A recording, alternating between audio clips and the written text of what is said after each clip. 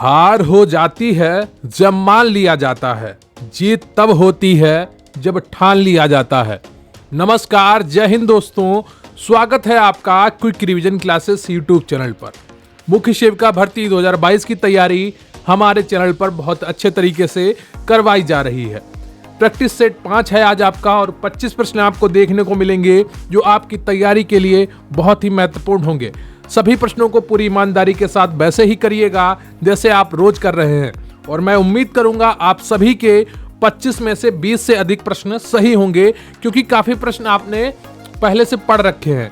तो यहाँ पर अब आपकी गलत करने की गुंजाइश कम होती जानी चाहिए और लगातार जुड़े रहेंगे तो 25 में 25 भी आप सही कर रहे होंगे, ये मेरा पूरा यकीन है आप पर। तो आप अपने ऊपर भी यकीन बनाए रखिएगा और प्लीज वीडियो को लाइक कर लीजिएगा। चैनल पर नए हैं तो चैनल को सब्सक्राइब कर लीजिएगा, क्योंकि प्रश्न यहीं से आएगा।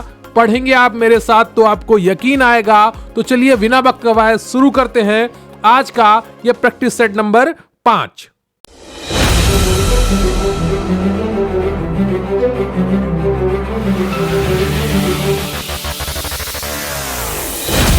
तो इससे पहले कि आपका आज का टॉपिक शुरू किया जाए, आपको एक छोटी सी जानकारी देना चाहूंगा कि हमारे चैनल पर प्रतिज्ञा मॉक टेस्ट बैच चल रहा है, जिसकी ओरिजिनल फीस 550 रुपए थी, लेकिन आपको ये नहीं देनी है। मात्र 370 रुपए में आप इस बैच से जुड़ सकते हैं। अगर आपका सपना है मुख्य सेविका भर्ती में अपना स्थान पक्का करने का, अगर आपने एक लक्ष्य लिया है इस भर्ती में अपने लिए एक सीट पक्की करने का, तो जरूर जुड़िए प्रतिज्ञा मॉक टेस्ट बैच से मात्र 370 रुपए में। सैलरी आपकी पहले महीने की 40,000 से भी अधिक होगी और इस बैच की फीस मात्र 370 रुपए है। इसमें आपको मिलेंगे 30 से 40 मॉक टेस्ट पीडीएफ और उनका सॉल्यूशन।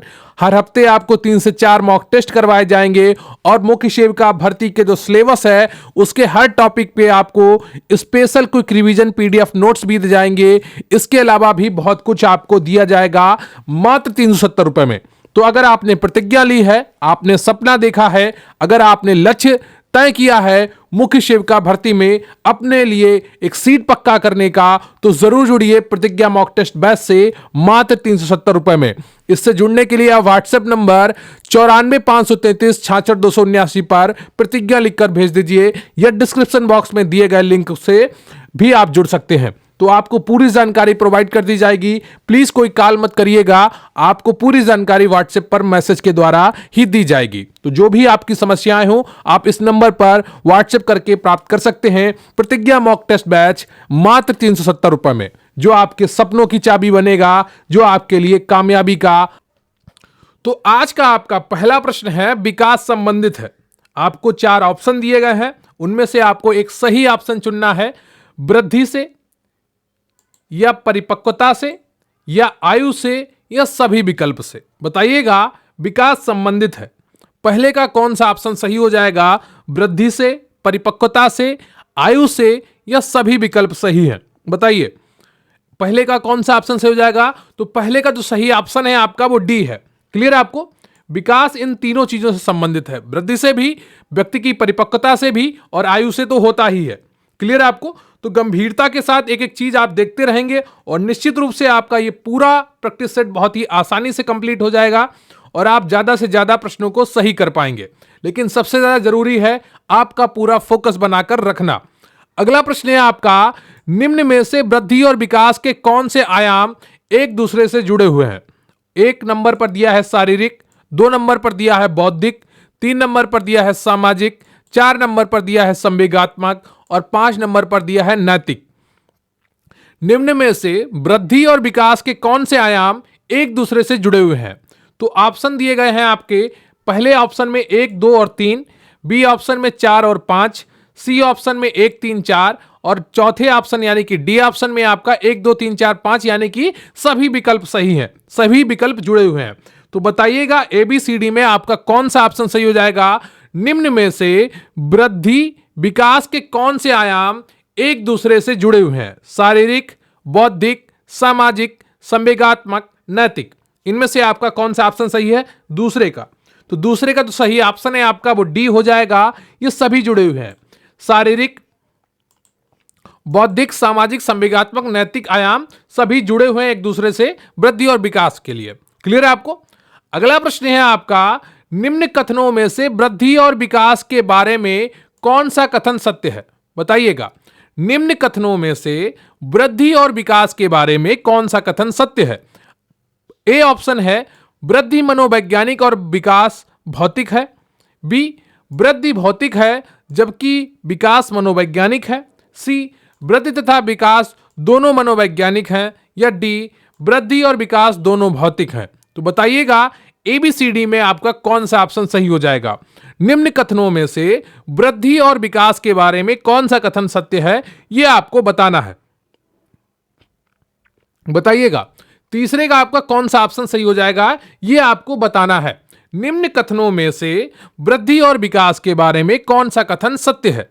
बताइए जल्दी से। ए, वृद्धि मनोवैज्ञानिक है और विकास भौतिक है। बी, वृद्धि भौतिक है जबकि विकास मनोवैज्ञानिक है। सी, वृद्धि तथा विकास दोनों मनोवैज्ञानिक हैं। या डी, वृद्धि और विकास दोनों भौतिक हैं। तीसरे का आपका कौन सा ऑप्शन सही है? तो तीसरे का आपका बी ऑप्शन सही है। क्लियर आपको? वृद्धि भौतिक है जबकि विकास मनोवैज्ञानिक है। अगला प्रश्न है आपका, निम्न में से यह कथन सही है? विकास एक अल्पकालीन प्रक्रिया है। विकास में व्यक्तिगत भेद नहीं होते हैं। विकास सभी विकास दशाओं में एक जैसा नहीं होता है। विकास पूर्व कथनीय नहीं है। बताइएगा इनमें से आपका कौन सा ऑप्शन सही है? निम्न में से यह कथन सही है? विकास एक अल्पकालीन प्रक्रिया है। विकास में व्यक्तिगत भेद नहीं होते हैं। विकास सभी विकास दशाओं में एक जैसा नहीं होता है। विकास पूर्व कथनीय है। तो चौथे का आपका कौन सा ऑप्शन सही है? चौथे का आपका सी ऑप्शन सही है। बिल्कुल क्लियर आपको? सी ऑप्शन आपका बिल्कुल सही है। विकास सभी विकास दशाओं में एक जैसा नहीं होता है। अगला प्रश्न है आपका, विकासात्मक कार्य की अवधारणा सबसे पहले किसके द्वारा इस्तेमाल की गई? हर्वर्ट के द्वारा, ब्रूनर के द्वारा, हल के द्वारा या हैविंगहर्स्ट के द्वारा? बताइएगा विकास कार्य की अवधारणा सबसे पहले किसके द्वारा इस्तेमाल की गई? पांचवें का एबीसीडी में से कौन सा ऑप्शन सही है? जल्दी से बताइए। विकासात्मक कार्य की अवधारणा सबसे पहले किसके द्वारा इस्तेमाल की गई? तो पांचवें का कौन सा ऑप्शन सही हो जाएगा? पांचवें का डी ऑप्शन बिल्कुल सही है, हैविंगहर्स्ट के द्वारा। क्लियर आपको? अगला प्रश्न है आपका, किसने कहा कि विवाह का बुनियादी आधार परिवार है ना कि परिवार का आधार विवाह है? बताइएगा इनमें से कौन सा ऑप्शन आपका सही हो जाएगा? किसने कहा कि विवाह का बुनियादी आधार परिवार है ना कि परिवार का आधार विवाह है? एल.एच. मॉर्गन ने कहा, ए.एल. क्रोवर ने कहा, ई. वेस्टरमार्क ने कहा, इवांस प्रिचार्ड ने कहा। तो एबीसीडी में आपका कौन सा ऑप्शन सही है? किसने कहा कि विवाह का बुनियादी आधार परिवार है ना कि परिवार का आधार विवाह है? तो छठे का आपका जो सही ऑप्शन है वो ई. वेस्टरमार्क है। सी ऑप्शन बिल्कुल सही है। क्लियर आपको? कई बार आप इस प्रश्न को कर चुके होंगे, तो उम्मीद करता हूं कि आपने बिल्कुल सही किया होगा। और प्लीज वीडियो को लाइक कर लीजिएगा। चैनल पर नए हैं तो चैनल को सब्सक्राइब कर लीजिएगा। अगर आप किसी बैच से जुड़ना चाहते हैं तो उसका लिंक आपको डिस्क्रिप्शन बॉक्स में मिल जाएगा, चाहे प्रतिज्ञा मॉक टेस्ट बैच से जुड़ना हो या गरिमा बैच से जुड़ना हो। गरिमा बैच पर आपका ऑफर चल रहा है इस समय, मात्र 4 से 24 रुपए में आपको ये बैच मिल जाएगा, जिसमें आपको सभी क्लासेस मिलेंगी, सभी टॉपिक्स की पीडीएफ मिलेंगी और 2000 से अधिक एमसीक्यू की पीडीएफ्स भी आपको मिलेंगी। निम्नलिखित में से किस कारक के परिणाम स्वरूप जनसांख्यिकी खिड़की नहीं खुलती है? ए. अप्रवासन, बी. प्रजनता में लगातार कमी, सी. श्रम शक्ति में बच्चों का प्रवेश, डी. जरा उग्र अवस्था में जीवन प्रत्याशा में सुधार का अभाव। बताइएगा निम्नलिखित में से किस कारक के परिणाम स्वरूप जनसांख्यिकी खिड़की नहीं खुलती है? सातवें का आपका कौन सा ऑप्शन सही हो जाएगा? तो सातवें का आपका सी ऑप्शन सही है, श्रम शक्ति में बच्चों के प्रवेश से जनसांख्यिकी की खिड़की नहीं खुलती है। क्लियर आपको? अगला प्रश्न है आपका, जनसांख्यिकी संक्रमण सिद्धांत के अनुसार जनसंख्या वृद्धि कितने स्तरों से गुजरती है? बताइएगा आठवें का आपका कौन सा ऑप्शन सही हो जाएगा? जनसांख्यिकी संक्रमण सिद्धांत के अनुसार जनसंख्या वृद्धि कितने स्तरों से गुजरती है? ए. 2 स्तरों से, बी. 4 स्तरों से, सी. 3 स्तरों से, डी. 5 स्तरों से। बताइएगा जनसांख्यिकी संक्रमण सिद्धांत के अनुसार जनसंख्या वृद्धि कितने स्तरों से होकर गुजरती है? 2 स्तरों, 4 स्तरों, 3 स्तरों या 5 स्तरों से? 8वें का आपका कौन सा ऑप्शन सही हो जाएगा? तो 8वें का आपका डी ऑप्शन बिल्कुल सही है, 5 स्तरों से होकर गुजरती है। क्लियर है आपको? अगला प्रश्न है आपका, जनसंख्या का निरपेक्ष सिद्धांत और जनसंख्या का सापेक्षिक सिद्धांत किनसे संबंधित है? बताइएगा, जनसंख्या का निरपेक्ष सिद्धांत और जनसंख्या का सापेक्षिक सिद्धांत किनसे संबंधित है? ए माल्थस और के डेविस, बी के डेविस और मूरे, या सी माल्थस और के मार्क्स, या माल्थस और थॉमसन। इनमें से आपका कौन सा ऑप्शन सही है? जनसंख्या का निरपेक्ष सिद्धांत और जनसंख्या का सापेक्षिक सिद्धांत किनसे संबंधित है? ए माल्थस और के डेविस, बी के डेविस और मूरे, सी माल्थस और के मार्क्स, या डी माल्थस और थॉमसन। तो 9वें का कौन सा ऑप्शन आपका सही जाएगा? 9वें का आपका सी ऑप्शन बिल्कुल सही है, माल्थस और मार्क्स। क्लियर है आपको? अगला प्रश्न है आपका, जनसंख्या घनत्व के सिद्धांत से कौन संबंधित है? माल्थस यहां पर था होगा, ठीक है, सैंडलर या स्पेंसर या दुर्खिम। यहां पर दुर्खिम होगा, दुखम नहीं होगा, इसको ठीक कर लीजिएगा, ठीक है, यहां पर दुर्खिम होगा। जनसंख्या घनत्व के सिद्धांत से कौन संबंधित है? माल्थस, सैंडलर, स्पेंसर या दुर्खिम। 10वें का आपका कौन सा ऑप्शन सही हो जाएगा? तो 10वें का आपका डी ऑप्शन बिल्कुल सही है, दुर्खिम। क्लियर आपको? दुर्खिम के अनुसार श्रम विभाजन का प्रत्यक्ष संपर्क जनसंख्या घनत्व से है।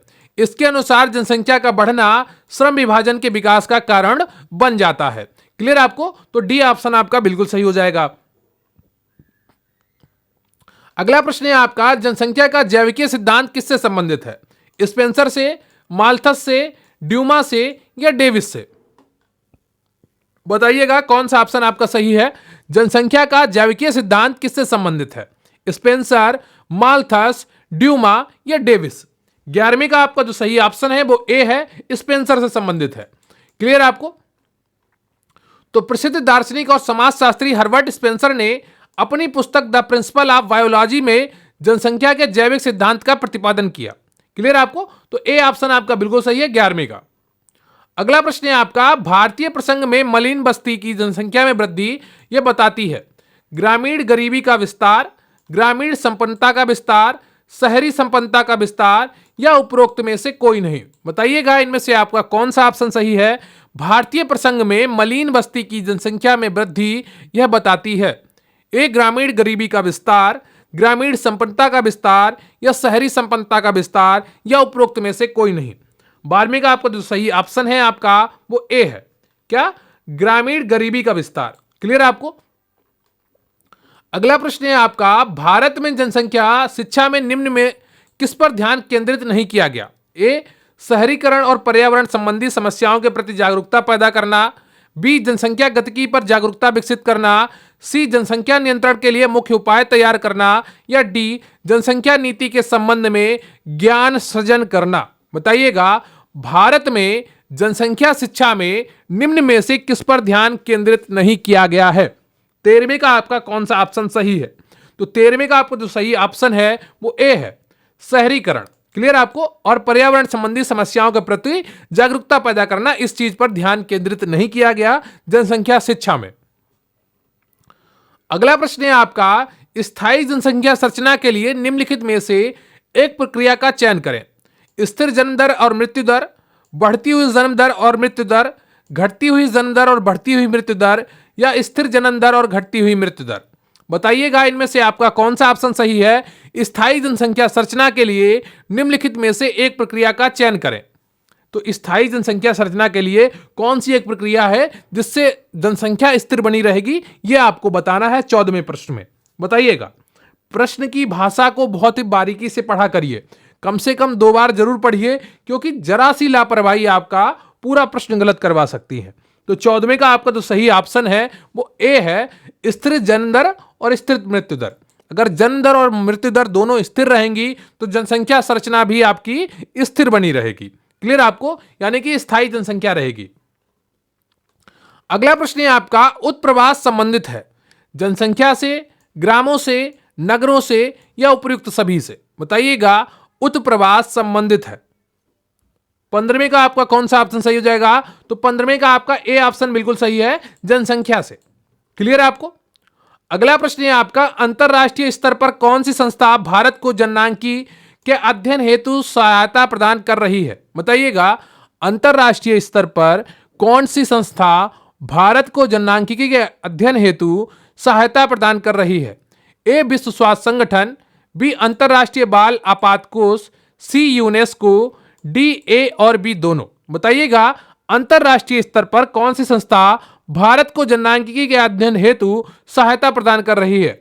16वें का आपका कौन सा ऑप्शन सही है यह आपको बताना है। तो 16वें का जो सही ऑप्शन है आपका वो कौन सा है बताइएगा। डी ऑप्शन सही है, ए और बी दोनों।